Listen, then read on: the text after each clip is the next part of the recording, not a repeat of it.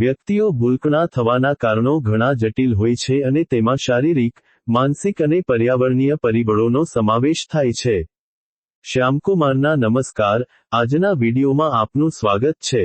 તો ચાલો આજે પણ મેળવીએ નવી જાણકારી, પણ ચેનલને સબસ્ક્રાઇબ કરવાનું ભૂલતા નહીં. યાદશક્તિમાં ઘટાડો એ કુદરતી વૃદ્ધત્વ પ્રક્રિયાનો એક ભાગ હોઈ શકે છે, જ્યાં મગજની રચનાઓ અને ચેતાકોષો વચ્ચેના જોડાણો સમય જતાં થોડા નબળા પડે છે.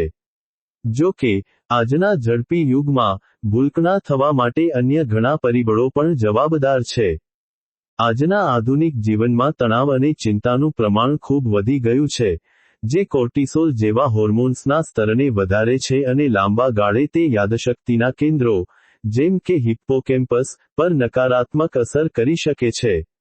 ઊંઘનો અભાવ પણ એક મુખ્ય પરિબળ છે, કારણ કે ગાઢ ઊંઘ, ડીપ સ્લીપ, દરમિયાન જ મગજ દિવસ દરમિયાનની માહિતીને લાંબા ગાળાની યાદશક્તિમાં સ્થિર કરે છે. અપૂરતી ઊંઘ આ પ્રક્રિયામાં અવરોધ પેદા કરે છે. આ ઉપરાંત, ટેકનોલોજી પર વધુ પડતી નિર્ભરતા પણ ભૂલકણાપણું વધારી શકે છે. ડિજિટલ ઉપકરણો જેમ કે સ્માર્ટફોન અને કમ્પ્યુટર્સ પર વારંવાર માહિતી તપાસવાથી મગજને માહિતી યાદ રાખવા માટે ઓછી મહેનત કરવી પડે છે, જેનાથી એક રીતે મગજની સ્મરણ શક્તિની, માંસપેશીઓ, નબળી પડી શકે છે.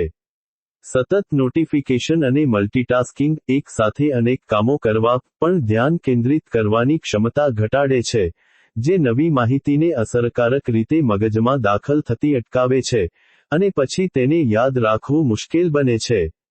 આહાર અને જીવનશૈલી પણ મહત્વની ભૂમિકા ભજવે છે. વિટામિન બી12, ઓમેગા-3 ફેટી એસિડ્સ, અને એન્ટીઓક્સિડન્ટ્સની ઉણપ મગજના સ્વાસ્થ્યને નુકસાન પહોંચાડી શકે છે. શારીરિક વ્યાયામનો અભાવ મગજમાં લોહીનો પ્રવાહ ઘટાડી શકે છે, જે યાદશક્તિ માટે જરૂરી છે. અમુક દવાઓ, ડિપ્રેશન, થાઇરોઇડની સમસ્યાઓ અને અન્ય તબીબી સ્થિતિઓ પણ યાદશક્તિમાં ક્ષતિનું કારણ બની શકે છે. આ બધા પરિબળો મળીને લોકોને ભૂલકણા થવામાં ફાળો આપે છે.